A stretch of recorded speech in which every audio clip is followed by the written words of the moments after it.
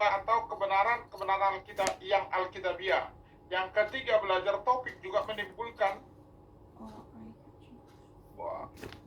halo. Nah, Pak, suaranya putus-putus, Pak. Ya, sama Pak Rohansen juga masih di dunia, jadi koneksinya agak terganggu barusan. Ya, di sini juga udah bayar mahal-mahal pun apanya di rumah, ya dia tetap kadang-kadang koneksinya terganggu juga. Oke, tapi sekarang sudah bisa ya? Jelas, Pak. Oke. Jadi yang ketiga, topik menimbulkan diskusi yang hangat. Nanti kan kita bisa buat diskusi sebenarnya mungkin dalam kelompok yang besar begini. Kalau kita umpamanya banyak yang di apa ini topik-topik yang bisa menjadi apa nih. Jadi yang keempat, belajar topik juga memberikan pelajaran kita bebas memilih topik yang dia inginkan sesuai dengan keperluan rohaninya. Ya, sekarang ini dengan alat-alat yang ada serba cepat, ini sangat mudah belajar topik sebenarnya. Karena alat-alat ya software yang ada secara elektronik bisa menolong kita dengan mudah mempelajarinya. Jadi bagaimana caranya belajar topik? Tentukan topik yang dipelajari. Kedua, temukan ayat-ayat yang bicara topik itu. Baru yang ketiga, catatlah ayat-ayat tersebut setiap kali membicarakan topik tersebut. Nah, pokoknya batasin dalam kitab tertentu pokoknya. Keempat, buatlah urut-urutan yang dari catatan tersebut. Yang kelima, temukan prinsip kebenaran yang bisa diterapkan dalam kehidupan serta usahakan untuk menerapkannya. Jangan tuh siapa itu. Oke. Nah, ini contoh. Topiknya apa? Ajaran sesat dalam kitab Timotius. Ini kitab Timotius, 1 Timotius dan 2 Timotius. Jadi kalau dipelajari seluruh kitab 1 Timotius dan 2 Timotius, di ayat pasal 1 ayat 3, orang tertentu di Efesus mengajarkan ajaran lain. Itu laporannya. Ayat 4-nya, orang-orang tersebut sibuk dengan dongeng dan silsilah yang bukan dari Tuhan, yang menghasilkan persoalan. Ya, ayat 6-nya, ada orang Adik kalau tersesat yang baca, tak sampai tujuan pada ambil imannya, pena. omongannya sia-sia. Yang penting-penting Ayat 7, adik garis bawahi. orang tersebut hendak mengajarkan Taurat Nih, tanpa gini. mengerti ajarannya sendiri. Adik, Baru apa, di adik, pasal pakai, adik. 4-nya, Roh mengatakan Tapi bahwa latihan nanti ya. akan Enggak ada apa-apa. penyesat yang mengajarkan Tapi harus budaya benar. seperti Kalau salah nanti diluang ajaran lagi, ngerti tentang nggak? melarang orang menikah, melarang orang makanan-makanan tertentu. Kalau Jauh sekarang dari udah pertama lah, banyak dari mulai di Batam awal. namanya apa itu, vegetarian, nggak boleh makan. Nah, vegetarian sebenarnya datangnya dari mana? Itu bukan alasan kesehatan, banyak kan vegetarian, tapi alasan kepercayaan. Kepercayaan apa itu? Sama seperti yoga ya, Pak ya? Ya, ada di baliknya itu ada kepercayaannya pasti. Kalau vegetarian kan alasannya kalau itu di dalam apa? Buddha dan Hindu ya Pak? Ya, Buddha dan Hindu ada namanya reinkarnasi. Jadi jangan-jangan yang kau makan itu adalah nenekmu gitu. Karena kan gitu kan, dia balik lagi, hidup lagi gitu. Sehingga nggak boleh makan binatang. Untung saya cuma punya opung, Pak, nggak punya nenek, Pak. Oh iya, hanya punya opung ya, udahlah. Oke, jadi di sini juga ada orang yang suka bersilat kata, ini pengajar sesat, menimbulkan masalah, dengki, fitnah, curiga, dan lain-lain. Itu pasal 6. 2 Timotiusnya ada Hymenaeus Philetus adalah contoh orang yang bersilat kata. Baru ajaran yang mereka menyimpang dari kebenaran di dalam ayat pasal 2 ayat 18. Pakai itu, nah. Jadi Jangan kalau gitu, berdasarkan capek kata kali. ini, Nah, belakangin kita mama. bisa Mejanya yang tinggi itu. Taruh buku kau di tempat yang tinggi, kakak. Satu, asal ajaran sesat. Biar nggak capek Jadi, badannya, paham? Ada 2. Satu dari orang-orang tertentu yang mengajarkan ajaran lain.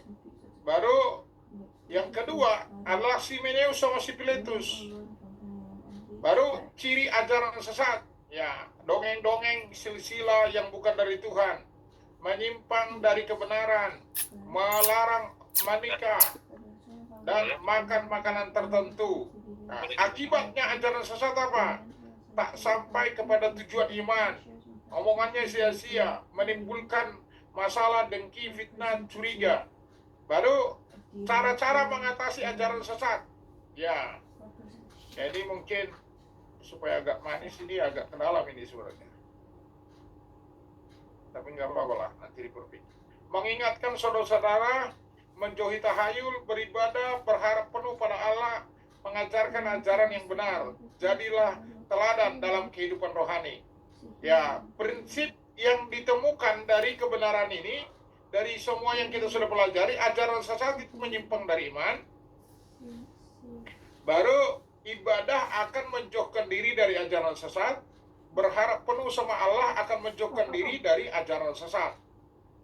Jadi kalau aplikasinya selalu di dalam, diharapkan sebenarnya kalau belajar Alkitab bukan hanya puas di dalam berpikir, tapi mengubah perilaku. Jadi ada yang harus dilakukan. Kalau di sini kebenaran yang mau dilakukan adalah menjauhi tahayul, menjauhkan diri dari ajaran sesat. Ini waktu dibuat diktat ini hari itu masih ada prinsip berharap pada Allah, menjauhkan diri dari ajaran sesat. Jadi rencananya mulai hari ini tanggal berapalah umpamanya, saya tidak akan nonton situs atau apapun yang mengenai apa perbintangan. Ya, sekarang apa yang seringkali orang jadikan menentukan arah hidupnya? Masih ada juga ini ya, bintangmu apa, CEO-nya apa, gitu. Kalau apa ini? Itu yang belajar topik. Di dalam setiap hal ada banyak yang kita pelajari tentang topik dalam setiap buku.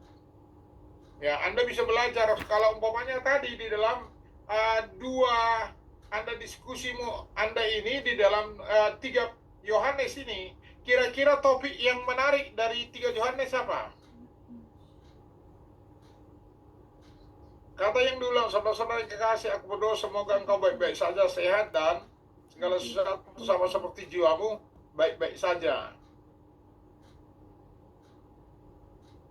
Ya, baru dikatakan sebab aku sangat bersukacita ketika saudara-saudara datang memberi kesaksian tentang hidupmu dalam kebenaran. Nampaknya ini, kita bisa topiknya apa? Kebenaran di dalam, jadi gini, kebenaran menurut 3 Yohanes gitu. Jadi semua ayat yang ada membahas tentang kebenaran, kita bisa bikin itu topik. Kalau bagaimana Anda mendefinisikan kebenaran kalau berdasarkan ayat 3 nih? Coba, ada yang bisa mencoba? Apa itu kebenaran di sini? Kalau menurut ayat 3, ini 2 kali dikasih di sini ya. Ada ini, ada ini. Jadi kebenaran apa? Ada yang coba? Berbuat baik, Pak. Berbuat baik. Ajaran Tuhan yang memang di jalan kebenaran, Pak. Ajaran dari Tuhan yang merupakan harus balik. Jadi gini kan, kalau mendefinisikan, jadi kita kalimatnya berubah menjadi pokoknya adalah kebenaran. Jadi kebenaran adalah apa?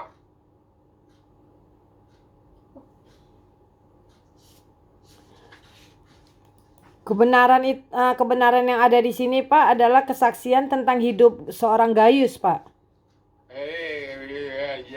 Ya. Coba perhatikan ya kalimat dong, Ais. perilaku kita, Pak, yang mendatangkan sukacita. Perilaku kita. Dengar dulu baik-baik. Ini kan masih tertulis di sini kan. Dia bilang, sebab aku sangat bersukacita ketika beberapa saudara datang memberi kesaksian tentang hidupmu dalam kebenaran. Jadi kalau kebenaran adalah apa? Berkaitan dengan bisa menjadi tempat hidup. Hidup itu, jadi kebenaran adalah tempat hidup seseorang. Ya, yang dikatakan di sini kan, memberi kesaksian tentang hidupmu dalam kebenaran. Jadi kebenaran itu apa? Tempat dia seseorang hidup, bisa gitu. Baru kalau sebab memang engkau hidup di dalam kebenaran. Ini penekanan lagi ini kan. Jadi kebenaran di sini bisa disaksikan oleh beberapa orang. Jadi jadi memang akhirnya nanti ini menunjukkan hidupnya seseorang. Makanya kalau kita lanjut ke sini, ini lagi ada kebenaran. Bagiku tidak ada sukacita yang lebih besar daripada mendengar bahwa anak-anakku hidup di dalam kebenaran.